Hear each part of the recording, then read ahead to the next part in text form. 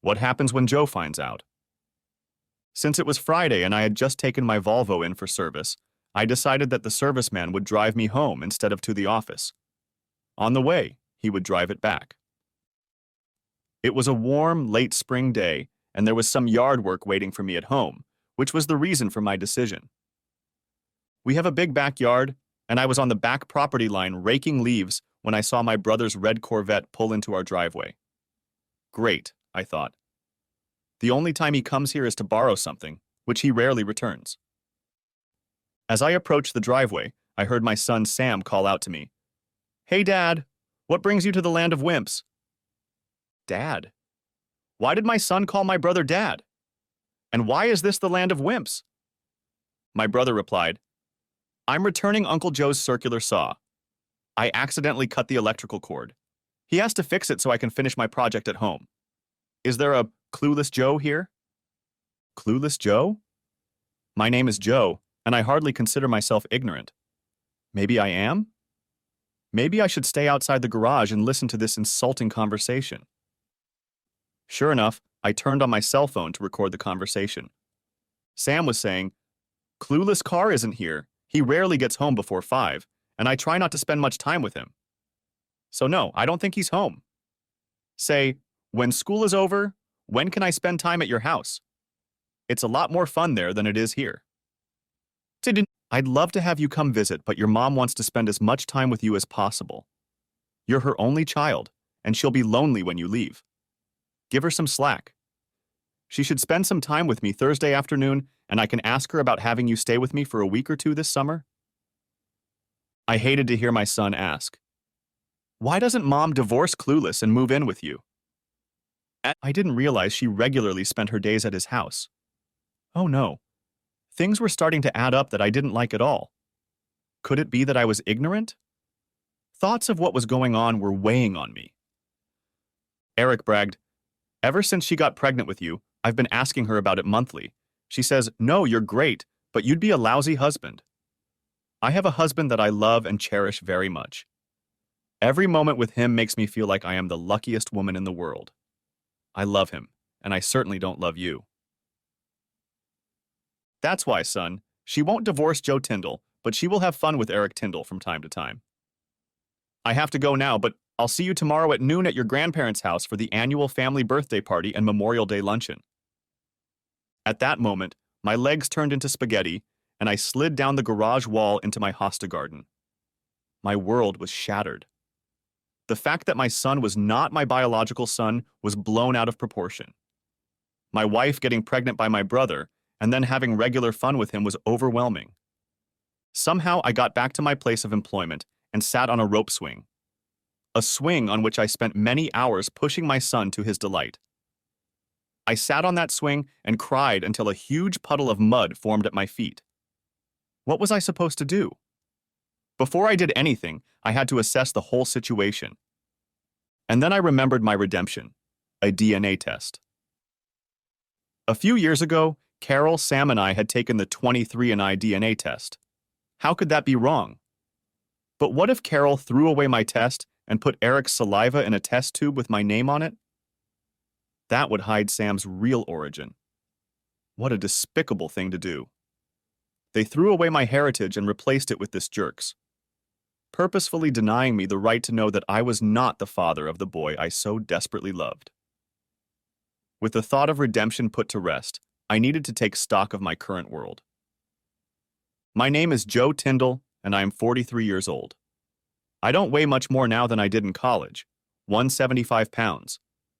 I am slender and was not a jock in high school or college. My specialty was running, and I excelled on our high school track team.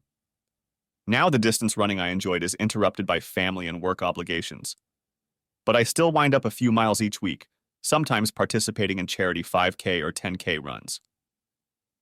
The job for me is the dual role of finance and operations director at Tyndall's Machine Company in my hometown. My great-grandfather started out as a blacksmith, sharpening plowshares and putting iron rings on wooden wagon wheels. Grandfather Tyndall and my father Edward followed suit, each adding the latest metalworking equipment of their day to the business. We now manufacture precision aerospace parts and metal spare parts. My father, Edward, is president, and my brother, Eric, is director of marketing for a 50-person company. My father did not go to college, but attended the best trade school available at the time. I have bachelor's degrees in industrial engineering and accounting, so I am the CFO and COO. Younger brother Eric was the complete opposite of me in his physical build. At 6'3", he was 5 inches taller than me and 50 pounds heavier. He was the consummate athlete, big, loud, arrogant, and a real bully. In high school soccer, he was a crowd favorite. A small college scholarship paid for his tuition while I had to work and take out loans. He only graduated from college because the instructors were constantly passing credits so he could play soccer. Eric's degree in physical education was of no use to him or other employers, so he started working at Tyndall as a junior mechanic. Most of our work requires precision, and that was not his thing. Instead, he used his name to open doors for new and existing customers. He couldn't discuss the intricacies of our business, but he had a great ability to bully to keep customers happy. Don't get me wrong, he was good at what he did and brought value to the company. As with any multi-generational company, we had our disagreements. For example, Eric wanted a commission on new sales. It wasn't outside the industry, but he was already making a good salary, and so was I. I used this moment to ask him to keep all the income from the patents I had registered. Edward conceded easily to Eric, but I had to seriously fight him to get the money I had earned. My wife Carol met me because of my beauty. I graduated from college and worked with my father. I saw many women during and after college, but this one was special. Carol had a high school diploma and was working as an English teacher. A year after we met while jogging, we were married in Carol's home church. After 2 happy years of married life, we decided to start our own family. Despite repeated nights and weekends out, Carol could not get pregnant. Our whole lives were focused on getting her pregnant. Neither of us wanted to take a fertility test at this time. Maybe in a year or so, but not now. I was heartbroken as I wanted to have at least 2 children, regardless of their gender. We both relaxed. Just a couple months later, Carol got her period, but she didn't want to jinx it by telling anyone, including me. Pregnancy was not without its challenges. For the last 2 months, Carol was bedridden by doctor's orders. The labor was difficult, and we nearly lost both my wife and our newborn son that day. Sam, which is what we named our baby, was an energetic boy, constantly active. To Carol's dismay, he and I loved to scuffle on the floor. The hours of throwing, kicking, and shooting a ball were countless. His grades were not exceptional, but were slightly higher than the average boy his age. After his 15th birthday, the relationship between us began to deteriorate. I attributed it to the usual conflict between parents and children at that age. We used to chat for hours over a ball, but he said he was busy now. Too busy with his cell phone and Game Boy to talk to his dad. When push came to shove, he became sullen and disrespectful. As I understood it, he thought being an accountant was less manly than other professions. Probably part of the reason for this thought was that he had become taller and more muscular than I was. Over the years, Carol remained the perfect wife in every way. Her knowledge, intelligence, and total dedication to her vocation made her the principal of McKinley School. A school that was designed to give special attention to students who had difficulty putting effort into their schoolwork and who had trouble interacting with others, that is, fighting. I noticed that this stress of supervising unruly students was leading to conflicts at home. She would make barbed remarks about what I did or did not do according to her definition of a task. Her irritation with me rarely extended to bedtime. She was always sweet and loving when we lay under the covers. There was no part of our lives that I found unacceptable or not frequent enough. So I was dumbfounded when I heard my brother tell Sam that he was Sam's father and had been having regular fun with Carol for over 17 years. No way, I thought to myself. But what did I really know for sure? My biggest doubt was that Sam had the same build as Eric and Edward. I'm the odd man out when it comes to genetic similarities. Something was wrong, either in my head or in my stomach, as I pondered the possibilities. That evening, I watched Carol like a hawk watches a mouse. There were absolutely no obvious signs that she was having an affair. Dinner was lively and pleasant. Sam left to pick up some friends in his car to watch a movie or whatever they were doing before 11 p.m. Since Sam was gone until 11 p.m., Carol and I got busy cleaning up the kitchen. She asked me to load the dishwasher while she went to the bathroom. When I turned around, she was wearing only a lace apron. She pretended like nothing strange had happened and told me, "Hurry up, get to work, for I have plans for you today." We laughed and played. Then we went to bed where we got busy. The next morning, Saturday, we were to go to my parents' house for lunch in honor of Edward's 70th birthday. Carol didn't like driving in my Volvo, and Sam wanted to go alone so he could leave early. We did what Carol wanted. We all drove in her Lexus. When we walked in the front door, my mom, Sally, started hugging us in order. Carol, Sam, then me. The same order was for Edward. Next, I watched the interaction between Eric and Carol. Eric happily hugged Sam, then held out his arms for a hug from Carol. The hug was enthusiastic on Eric's part, but lifeless on Carol's part. In fact, I thought I saw a look of boredom and annoyance on her face. It was a reaction I had not expected from lovers who had been having fun for 17 years. During a lull in conversation, I cast the first line. "Eric, I need to talk to our financial controller on Thursday afternoon. Will you be in the office to fill in for me?" I said this knowing that he didn't know anything about accounting processes and wouldn't help anyone who called me. "No, Joe, I won't be in the office either. Big project in the works." Carol blew her nose a couple bubbles in her iced tea.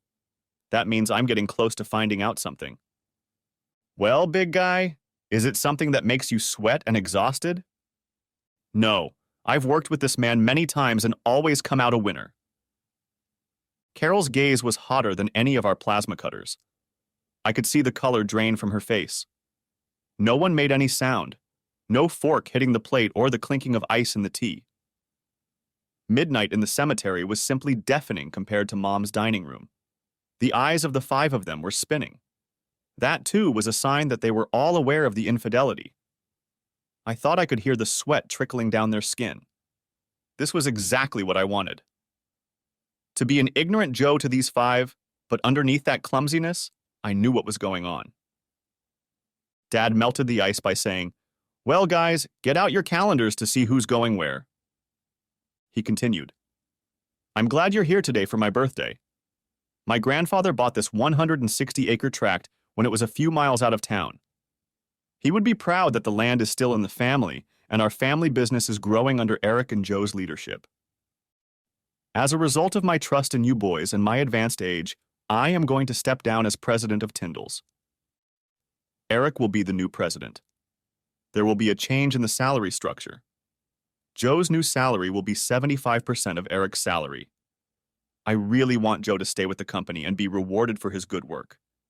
With Joe's income from the patents, you'll both have about the same income." Carol squeezed my hand and smiled warmly. "So I'll report directly to Eric?" Eric, who doesn't know the difference between a CNC machine and a popcorn popper, will be running the company. That's a recipe for disaster of the worst kind. "Look, bro, I've always been the in-charge guy, and you're the head small bean salesman. It takes an alpha male to be the boss, not a wimp like you.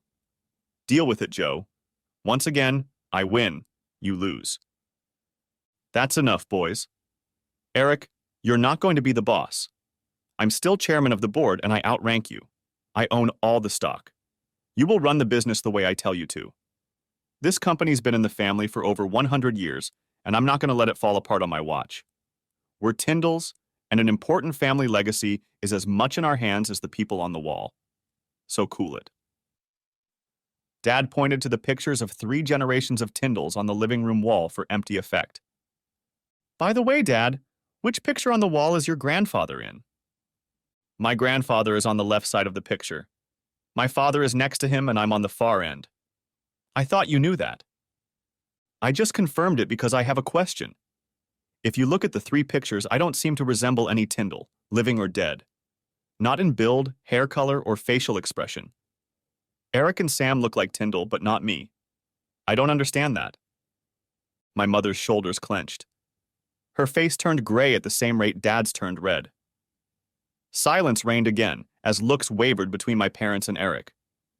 I've found that the best way to get people to open up is to drop a turd in their lap, and then be quiet and let them carefully clean it up without getting their hands dirty. Joe, you may finally know a family secret.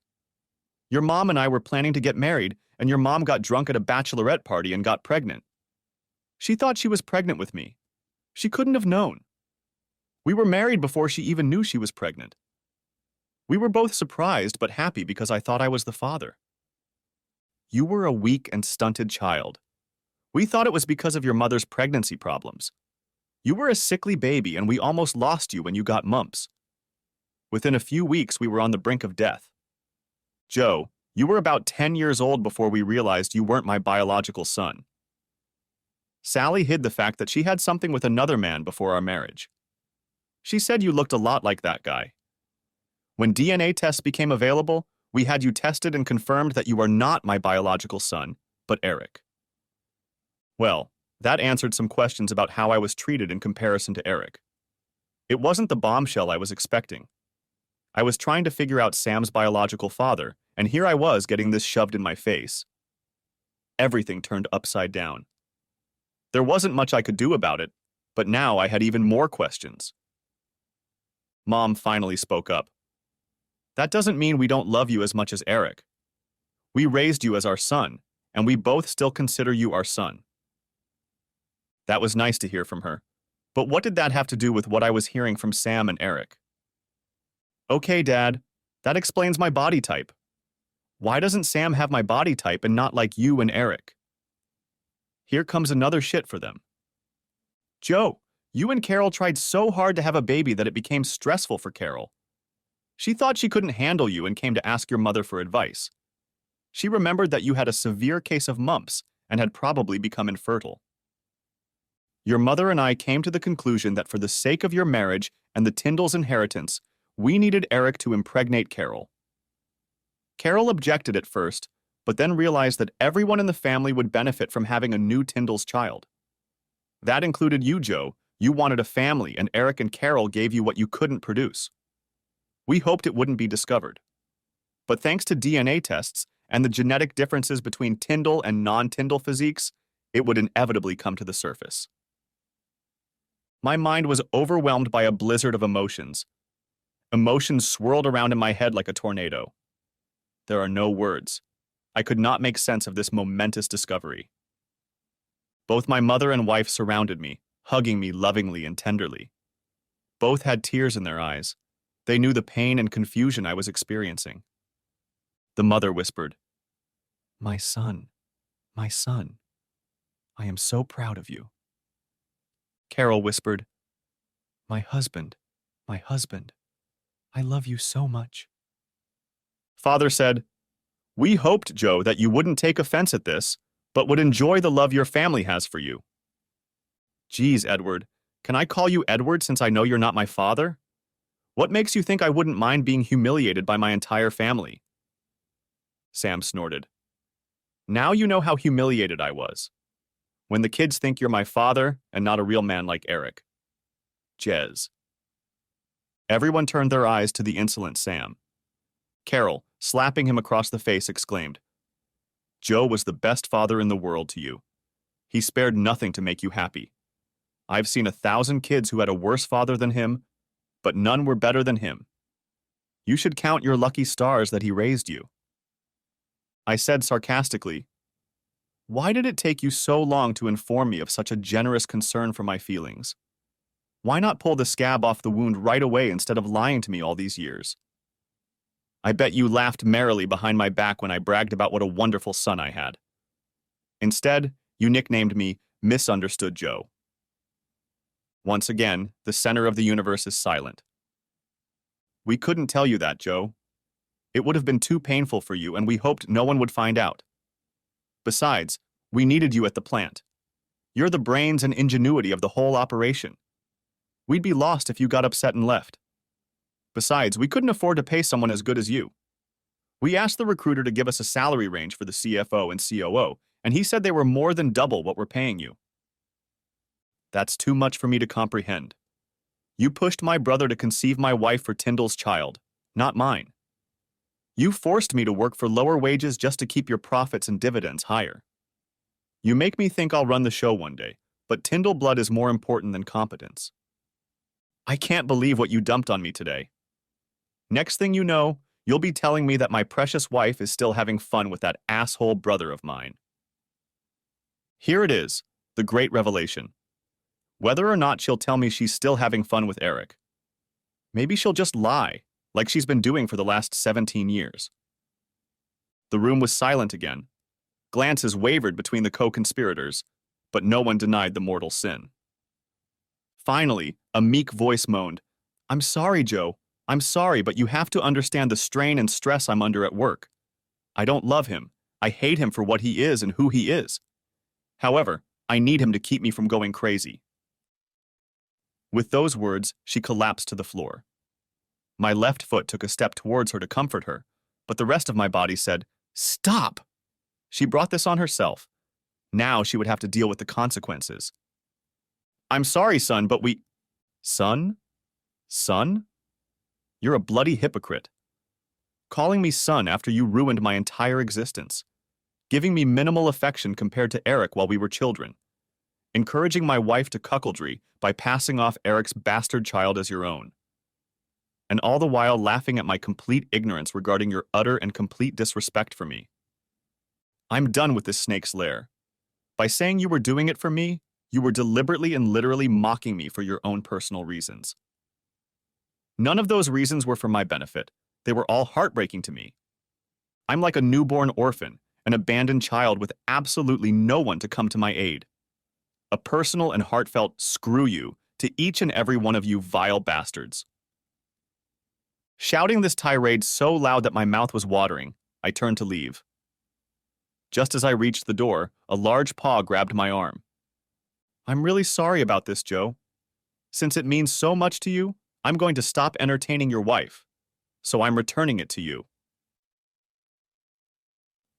What chutzpah on the part of this consummate asshole, giving my tormented wife back to me. I turned toward the door again, but this time Eric spun me around. The spinning proved unexpectedly useful to me, as I had the opportunity to strike him stealthily as I turned. Carol and Sam rushed toward him, but with different emotions. Sam was trying to calm his mother's breeder. Sam turned to me and screamed, "You bastard! You bloody bastard!" Ha, what hypocrisy. One bastard calling another bastard a bastard. What a damn sewer you've got here, Ed and Sally. A bloody mess.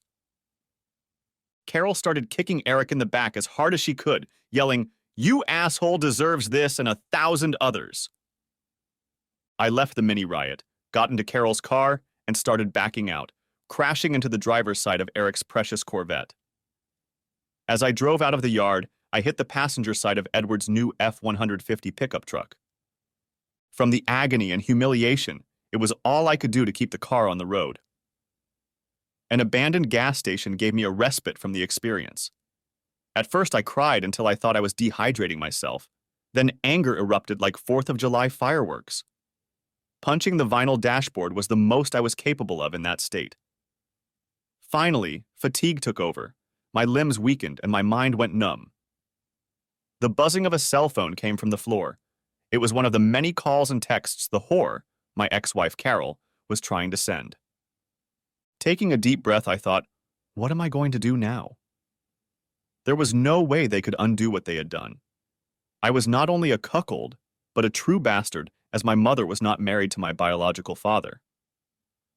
Well, isn't that the real shitstorm I found myself in? 3 days ago, I was king of the world. Now it's a world of shit. And the only good thing I could think of was that I had a choice. I could continue to be ignorant Joe and I'd get a raise, but I'd have to report to Eric or Edward as my boss. Every day I would see Eric and Carol causing the same pain in my gut that I had today. It wasn't going to happen since they both ruined my life. The first option was no good. The second option was to just quietly sneak out of town. Let things continue like this in the Tyndall household, and let one chair at the table remain empty. It was an idea, but they wouldn't care. They didn't care about me when I was here, so why should they care when I wasn't?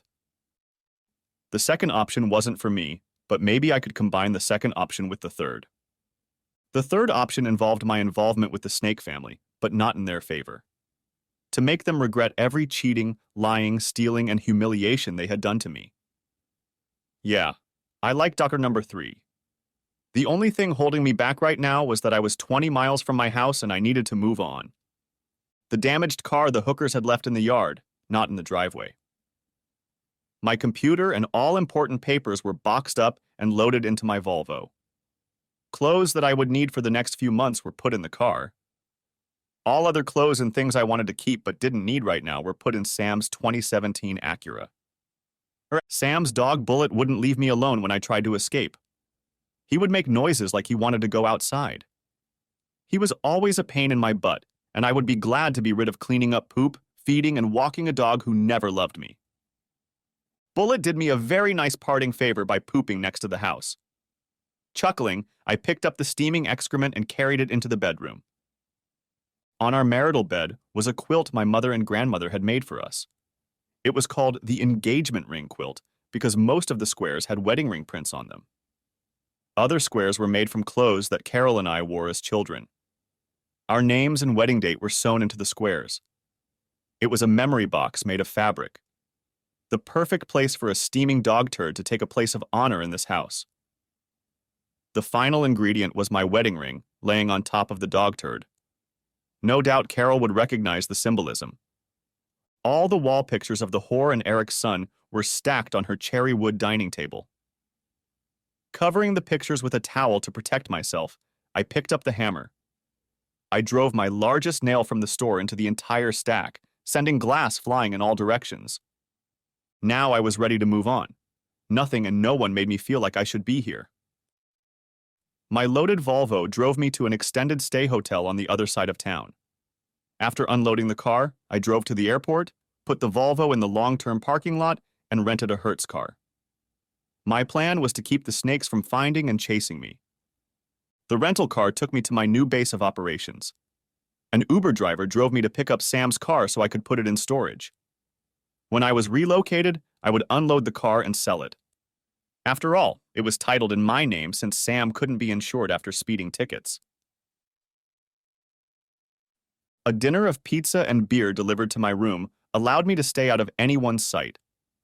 I didn't want to leave the house as I had projects that needed to be completed. Projects that involved moving personal funds so that no one but me could handle them. The joint credit cards were paid off and closed. I left her the amount of her last 2 paychecks in a joint account and took the rest for myself. Sam will have to study harder since I embezzled the entire college fund I was saving for him by withdrawing money each month. He will have to ask his real father for that money. Hey. It took a bit of a head trip to fall asleep that night. I kept remembering good things about my family and wanted to bring them back. My sanity told me that the people I loved didn't care about me. Why should I care about them? After this reboot, I became not so much Clumsy Joe, but Scary Joe. Tomorrow, Scary Joe will be going to the Tyndall manufactory. It will be Sunday, and no one will be in the office. Oh, what a fun day I could have. The funny thing is that it made me sleep better. My rental car and I parked a reasonable distance from the entrance to Tyndall Manufacturing. I could have parked in my spot, but then someone would have thought I was there. After disabling the security alarm and then rearming it, I went to my office. Since I was the CFO, I had access to all the money accounts. Tyndall had 7 different accounts, so I transferred all the money into one main one, leaving enough for 2 employee paychecks. The line of credit at the bank was exhausted and added to the general account.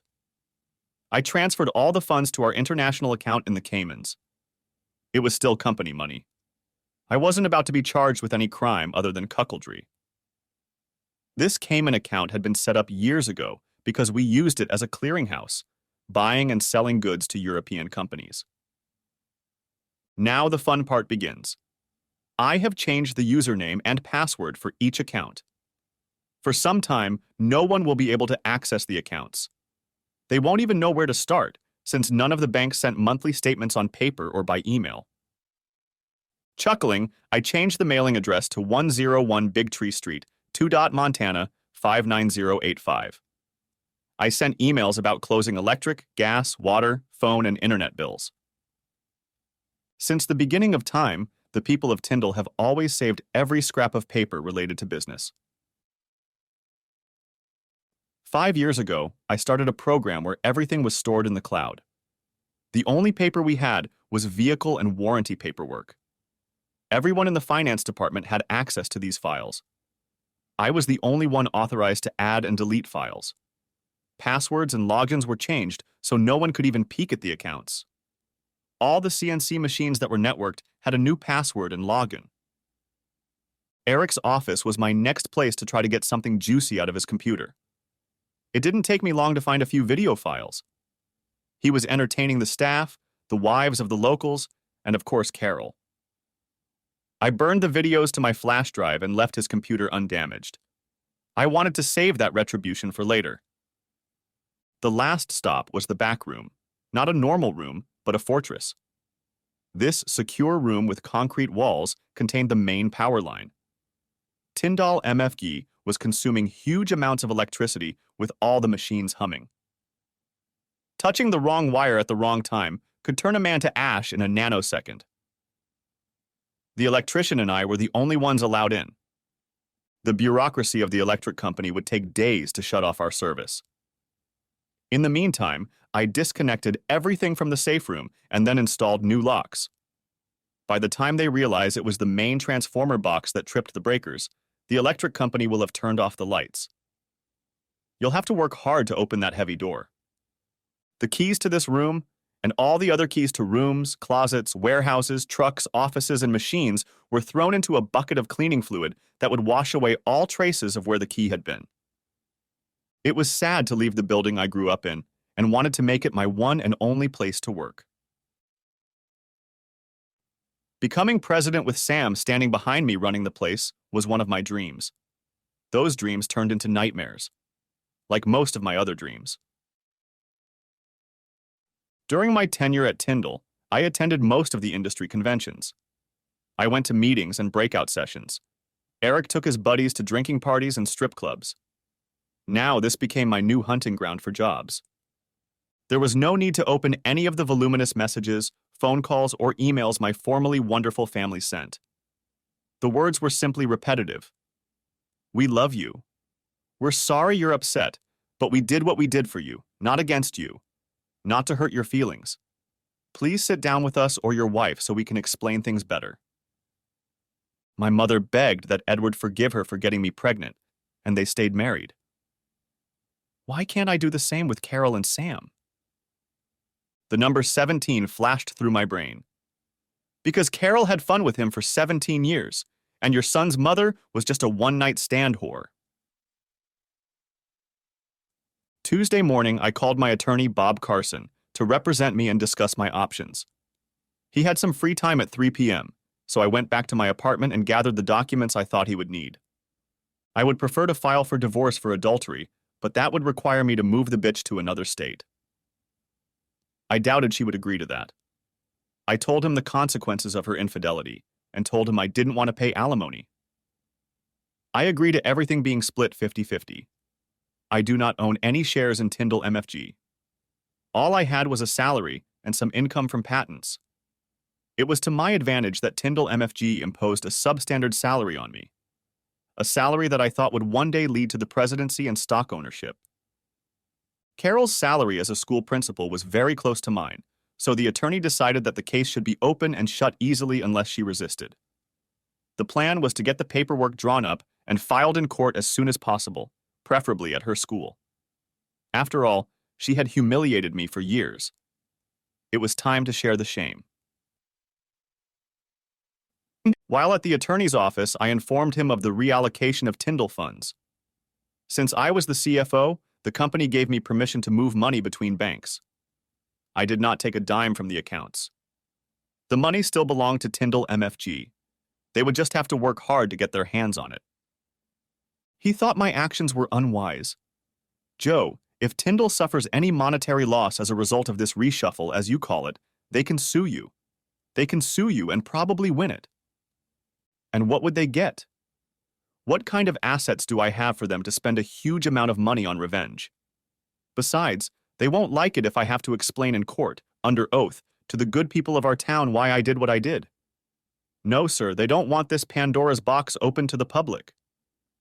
He shook his head and informed me that he needed a check for $3,000. From my list of manufacturers I had met with and wanted to work for, it didn't take long before I had 3 meetings. These companies wanted both my services and access to my patents. There was absolutely no reason to stay in town. I had many friends I could count on for help, but I didn't want to burden them. There was only one way to get out of this vat of crap: work my way up and pop up in a new place. Start over at 43 years old. A week later, Bob Carson called to say he'd just gotten back from the DA's office. Edward was yelling and demanding that I be arrested for embezzlement, fraud, and grand larceny. Bob told the DA and Edward that all the funds were in a Tyndall account that had been active for years. All the money still belongs to the company. Nothing has been withdrawn from it. Edward just has to arrange for a new person to be in the account. Of course, I knew the old asshole would have to fly to the Cayman Islands to do that. And he absolutely hates flying, especially over water. A month after Carol got the divorce papers, my lawyer called and asked if I had returned her phone calls. I laughed at such a silly question. Of course, I had not answered her call, text, email, postal mail, or smoke signal. 2 legal issues stood in the way of finalizing the divorce. Carol objected to my taking the college fund in Sam's car. Even my attorney thought it would be difficult to get it through a judge. I replied that I would let them take half of those funds. If that wasn't enough, I would sue for fraud because I was led to believe I was his father and had paid all of his expenses for the past 16 years. I would sue Carol, Eric, Sally, and Edward. I might not win the case, but the media would have a great time watching Tyndall's dirty laundry come out on social media. A week later, the lawyer called and said Carol was willing to sign the papers as presented if I would spend 1 hour with her. Presumably, she wanted to justify herself, or maybe just explain the horrible things she had done to me. Either way, I didn't want to see or talk to her again. However, the new clean slate I was creating required the termination of any legal ties to her and anyone named Tyndall. On the condition that only Carol and I attend the meeting, I agreed. I also wanted to have a videotape of the entire meeting to make sure I wasn't trapped. It sounds silly, but after what I had uncomplainingly endured for the past 17 years, I didn't want to take any chances. At 3 o'clock in the afternoon the following week, I drove the rental car into my former driveway. Seeing no other suspicious cars that might contain people I didn't want to see, I walked to the front door. She must have been watching me because the door opened like magic. Between us lay 2 stacks of papers that were supposed to legally destroy our marriage. Romantically speaking, the marriage was already destroyed. As with taking shit, paperwork was the last thing to do. She offered me a drink, but I abruptly declined. I purposely didn't ask how she was doing because I didn't care anymore. And why would I? Instead, I said, "Okay, I'm at your place. You can start." For the next 15 minutes, I listened to her read the Rogue Bible chapter by chapter and verse by verse. Nothing new. I tried to count the number of "I'm sorry" and "Can we work this out?" But her rhetoric bored me. She even opened a history book and quoted how Edward had forgiven my mother. With Sharpie in large letters, I wrote on her envelope, "Once is less than 17 years at 24 times a year, which equals 408 times. That wasn't that many times, Joe. Okay, show me the math on how many times." In a small and trembling voice, she whispered, "Too many." There was no anger or rage on my face, just a lack of emotion. Seeing my lack of interest, she thought of something for me. "Do you want to ask me any questions?" Looking her straight in the eyes, I asked, "Why?" Taking a deep breath, she began, "Your father. Oh, I'm sorry." Edward really wanted the Tyndall bloodline to continue. Even when I was trying to get Sam pregnant, I still made love to you, hoping that you would be the one to get me pregnant. I really wanted to have your baby and be a family forever, but I blew it. The thought of labeling her the very slut label Edward didn't like was tempting. I'll just let her simmer in her own juice for a while. I don't agree with your disgusting conclusion, Carol. I've heard it enough times to be repulsed by the suggestion that Eric's child would create a bond in our family. So was continuing to have fun with Eric after the pregnancy really your idea of keeping our family together? Was it really that much fun for you to continue to secretly humiliate me? No, Joe. It had nothing to do with you. Bullshit! I shouted. It had everything to do with me. I was your husband. You promised not to have fun with anyone else. What is wrong with you that you think cheating with someone else is okay? Is it okay if I don't know about it? I'm sorry, Joe. I misspoke. I meant to say it's more about me than it is about you. When I decided to get pregnant with Eric, I found out that he was never as good a lover as you. As soon as I got pregnant, I stopped seeing him. Now all my fun was centered on the man I loved because he loved me. So you went back to him later because I was too good a lover. Ridiculous. That might sound awful. Yeah, the whole damn thing with Eric sounds awful. Hurry up and tell that sad, sad story about how you had to have fun with a big bad man who didn't suit you. Please, Joe, I only have an hour for what's left of our life together to tell this story.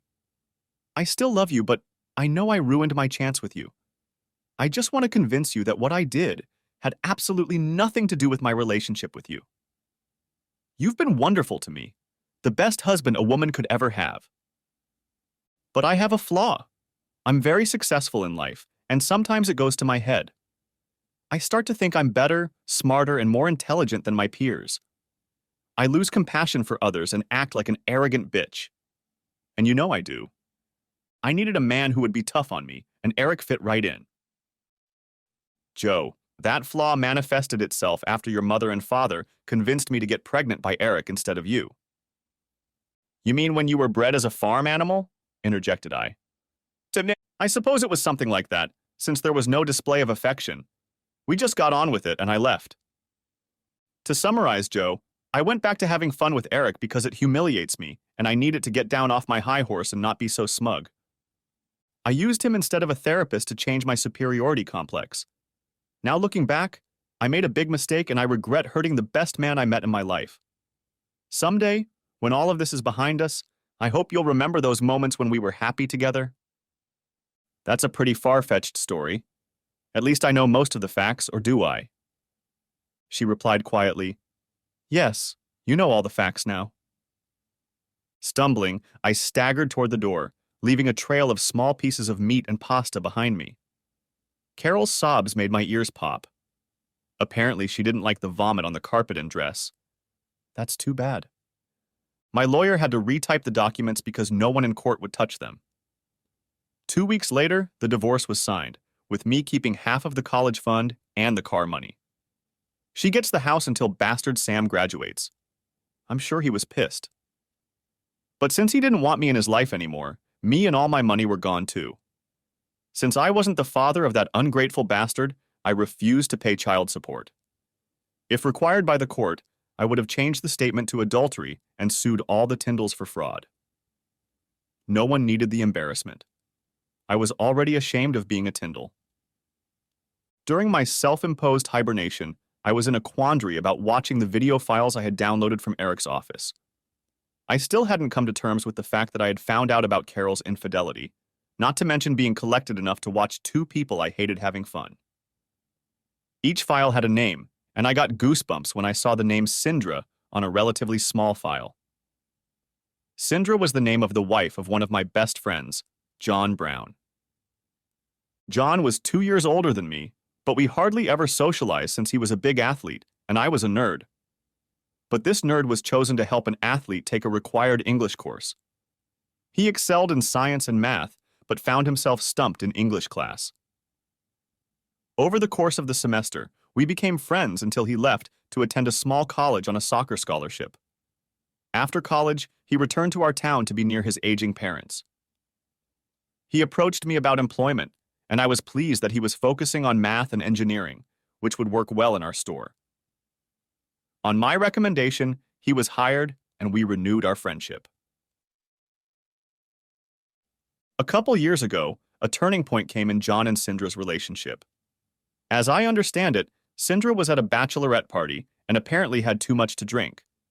In any case, she had some fun with some guy, was embarrassed, and told John about it as soon as she got home.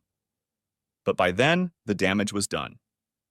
They had 2 little boys by then, and divorce would have been a disaster.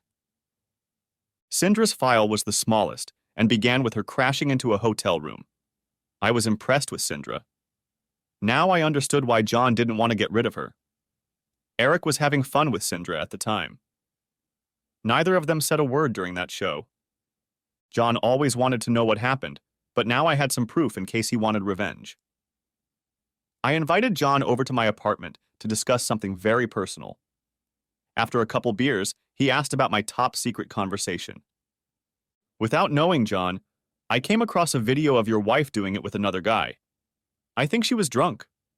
I can either tell you who it was or show you the video or both. Which option will hurt you the least? It took the large man some time to calm down. There were tears in his eyes, and his breathing was deep. I put my hand on his shoulder, but said nothing. "Who?" was all he said. "Brother Eric." "But she really doesn't like him. Thinks he's a real asshole. Why would she have fun with Eric?" "Like I said, John, she seemed out of it. I'll show you the video to prove she wasn't the instigator of this date." After watching the video, he recognized the nameless guy who had entertained her after a bachelorette party a few years ago. She didn't know his name or even the reason they were doing it. Telling John the story, she sobbed uncontrollably. Trying to speak calmly, he asked, "Why did he need to entertain his employee's wife like that? She said it was a one-time thing, and he never contacted her again." "My guess, John, is that he didn't know her last name. He didn't need her first name, just one thing." Standing up, he said, "Thanks, Joe. Surprisingly, that's very helpful. I'm glad I forgave her then because she was so upset and sorry. Now I know the facts, but I don't know whether to share it with Syndra or not. I'll just have to play it by ear. Can I have that video, Joe?" "Of course you can. I think it's the only copy I have." "You won't be upset if your brother suddenly has a few accidents in the next few months?" "Be nice. That would work in my favor, since I've already kicked his ass once, so I'd be under suspicion. Make sure I know the time so I have an alibi." "Thanks, Joe. You're like a brother to me." "Yeah, and you're a much better brother than I was assigned." We hugged and he said over his shoulder, "Stay in touch." I didn't spend much time rewatching the video of Carol and Eric. It just wasn't worth the time. It just ruined my mood. The time came and I just destroyed all the videos with Carol's name on them. I didn't want to see those 2 sluts again. As I was deleting the files, fate intervened and made me hit play instead of delete. It was more disgusting than I could have imagined. 2 weeks later, John stopped by my place for a beer to thank me for answering the horrible questions that had plagued him for years, and also to thank me for proving to him that Syndra had not had an affair.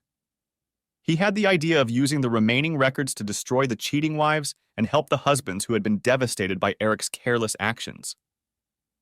I gladly gave him the remaining disgusting videotapes. My cast net for my new employer was working well. One of Tyndall's main competitors contacted me and asked me to drive 100 miles to their town for an interview. It was the first flash of happiness for me in a while. Of course, I was willing to meet with them anytime, any day. Donen Corporation was led by CEO and President Tim Donen. My meeting with Tim, don't call me Mr. Donen, went very well, and I was offered a very good package of services, the same as my colleagues. There was one caveat, though. I had to meet with Reynolds' head of resources for a personality assessment. Given what I had experienced over the past few months, I was worried about what they might find wrong in my mind. The person I was to meet with the next morning at 10 o'clock was Mickey D. Reynolds, the owner of the company. Reynolds' resources did more than just do personality assessments. They also handled all the HR, recruiting, corporate governance, and reporting duties for Donen MFG. Tim said it made his job very easy, as he was the consummate engineer who loved projects more than paperwork. Their office was very modern and sophisticated, quite different from Donan's usual production office. After giving the attractive receptionist my name, I offered her coffee and a couch to sit on until Mickey D could see me.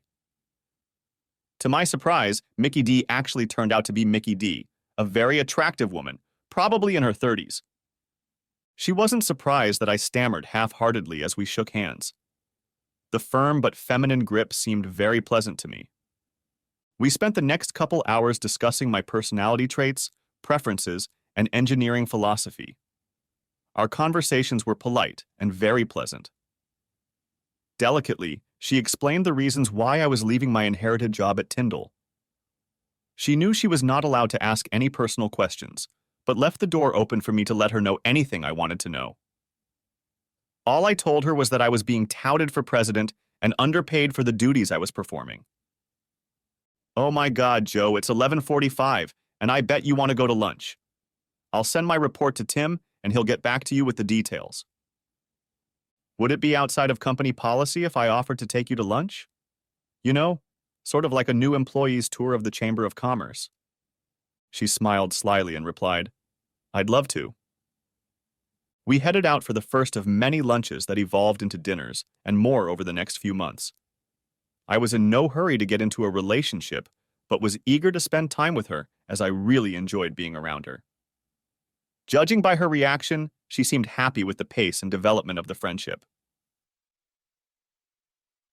At this time, Tyndall Manufacturing was experiencing financial difficulties. Even though Tyndall had the cash to pay all the bills, there just wasn't enough money. Edward had to act quickly because suppliers and vendors needed to be paid. To keep the company afloat, he had to use his spare capital. The 160 acres of building land near the city was worth millions. Yet the thought of mortgaging the property made all the cold bones of the Tyndalls, who had owned the property for more than a century, tremble. The mortgages kept the company going until Edward traveled to the Caymans to gain control of the money. However, the reputational damage was great. Instead of allowing title to pay for materials after 14 days, the suppliers demanded cash up front. This severely damaged their working capital, and the mortgage was not repaid as the Cayman money returned to the States. Gradually, the details of the explosion in my personal and business worlds became known to Mickey D. She was sympathetic, as her world had been affected by the explosion caused by the UPS truck that had hit and killed her husband 2 years earlier. He was the founder and brain behind Reynolds Resources. She worked with him and kept the business going when he was gone. Meanwhile, John revealed that someone had attacked Eric in the parking lot of a dark bar. Working at Donan brought great happiness into my life. I settled in, and as I didn't have a non-compete clause at Tyndall, I started pirating the best customers they had. They knew I had left the company and were happy to have my contact information. I wasn't a salesman like Eric, but I knew what they needed and how to produce it better, faster, and cheaper than Tyndall.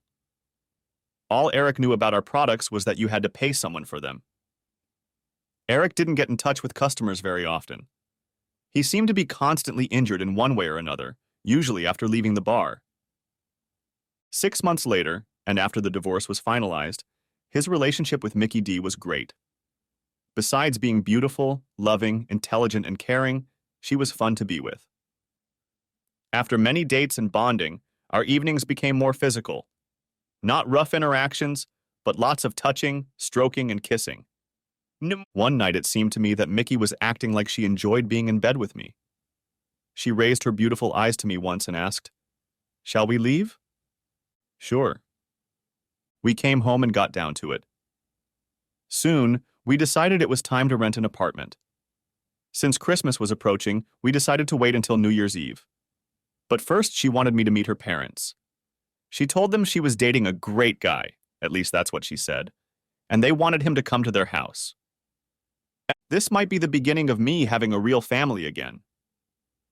I was a little nervous as we pulled up to the large but unassuming house. As soon as the door opened, Mickey D stepped in front of me and grabbed the arm of a man in gray slacks and a red Christmas sweater. She made a quarter turn to the right and said, "Daddy, I want you to meet the man I love, Joe Tyndall. Joe, meet my father." This is where I interrupted her by saying, "Mr. Donan, oops, Tim, I didn't know she was your daughter. I don't even know what to say." Say, "Good to see you, Tim," and come on inside. Why didn't you tell me Tim was your father? Don't you think that would have been interesting to me?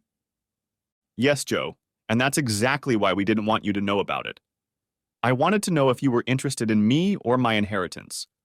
And we also didn't want the employees to say you were having a relationship with the boss's daughter and the company's sole heiress. Like me, she had a younger brother, but he died when he was only 16. So what does it mean for me to be invited to Christmas dinner with your mother and father? Is it personal, business, and does it affect our relationship? Joe, it means I love you and want you to meet my family. Business is separate. Since you told me you don't have a family, I'm asking you to spend Christmas with my family. Okay, now I know about Mickey DD is Donan. I really don't understand anything. Don't you? She giggled, saying, "Maybe you should put Deed in your name so it's duh." At that moment, all four of us laughed. After the air cleared, we all had a wonderful afternoon and evening. I really enjoyed chatting with Tim and Mickey's mom, Barbara. I may be out of touch, but I was under the impression that my request for Mickey's hand in marriage would be accepted by her parents. I'm pretty sure Mickey will say yes, but given what happened to me, I don't like to take things on faith. My instincts proved correct. Mickey jumped up from the couch and rushed over to me as I dropped to one knee with the blue velvet box in my hands. She screamed, "Yes, yes, yes, yes." 3 months later, we had a small wedding with no one from my half of the church except John and Sindra and a few new friends I'd made. After a honeymoon in the Caribbean, we returned to my apartment and began our life together. The first thing Mickey had to do was get off the birth control pill. We decided it would be a while before my boys would meet her egg, so let it be okay. We went to the county courthouse to get a name change. Mickey D. Reynolds reverted back to her maiden name of Mickey Donan. Given society's more lenient attitude toward gender identity, marital status, and personal names, I changed my name to Joseph Timothy Donan. When we asked his permission, Tim was honored and delighted that I had taken the last name Donan. With tears in his eyes, he whispered, "Thank you, son." My friend John found a file of Carol having fun with Eric, and he had the urge to get back at both him and me for cuckolding him. A week later, Carol was walking down the hallway between classes when she heard someone's harsh barking. It struck her as odd. Turning at the sound, she saw a small group of high school students grinning after her. When she turned around, she was startled by a bark, bark, bark coming from another group of boys. Remembering that the school's mascot was a bulldog, she figured that Friday night would be the start of preparations for the game. As soon as she entered the office, the barking stopped. For the next 2 hours, she did not hear the barking again, but as soon as she left the office, it resumed. There was barking from one end of the hallway to the other, as if she had just entered a dog box at feeding time. There was the occasional howl, but mostly the bark, bark, bark that came from everywhere. None of the other staff members experienced a similar phenomenon. The next morning, as soon as she stepped into the concrete parking lot, the sound was like the starting line of the Iditarod dog sled race in Alaska. All mouths were pointed at her, as if she had turned the surround sound from 50 speakers on full blast. She hurried into the building, looking ahead at the concrete, not at the dog impersonators. She breathed a sigh of relief as the door slammed shut behind her. As she walked toward her office, a single male voice shouted, "Bark like a dog, bitch! Bark like a dog!" The deep voice sounded like Eric's. But what was he doing here? Why was he saying that phrase? It was like a ton of bricks came crashing down on her head, and she realized what had happened. From the question, "How did the video get on the net?" she jumped to, "Oh, shit. What am I supposed to do now? With my job, with my career, my dignity? It's all going to be ripped to shreds." She quickly ran into her office and slammed the door shut. Were her staff smirking? Did they know what had happened? Who saw the video? What am I supposed to do now? In the middle of the first school hour, as the hallways emptied, she sprinted out of her office. Over her shoulder, she yelled that she felt sick and was going home. She didn't lie to them. She really did feel bad. But she didn't go home. Instead, she raced down the street toward Tyndall's factory with a roar. Bursting into Eric's office, she bellowed, "Did you give out the video of us having fun? If you did, I'm going to kill you." Eric saw and felt her blazing with rage. He quickly stammered, "No, I have them all here. I'm the only one who has them." He patted the computer and brought up a file on the screen. "You stupid asshole! You've been hacked! They got into the network and I'm destroyed. Can this life get any worse?" Sobbing and moaning, she collapsed to the floor. Not knowing what to do, Eric ran to his father's office, and the two of them returned to the Howling Carol. The two great minds decided to carry her into the house, shut the door, and get back to work. Epilogue. 5 years later. Carol had to give up her position as principal because she had lost the respect of the staff, students, and school board. A job was found for her because she was an expert in her field. Her new role was to work in an unfinished basement office where she researched all the new state and national procedures and guidelines. She had little interaction with other staff members and little interaction with students. With greasy, unwashed hair, dressed in flannel pajamas and fuzzy slippers, she would arrive at the building at 6 a.m. Then she would leave an hour before classes ended. Because of her notoriety, she was forced to live like a social leper, traveling out of town to buy groceries. Sam was sent home quite often for fighting. It's hard to keep from fighting when his classmates call his mother Wonder Dog Lassie. At first, a few men showed interest in her and sent her dog cookies with a phone number attached in hopes of getting a response. After I left, Tidal MFG's financial situation became like a toilet bowl dive. The loss of customers to Donan MFG, increased costs for the CFO and COO, and poor management on Eric's part doomed the company's economic viability.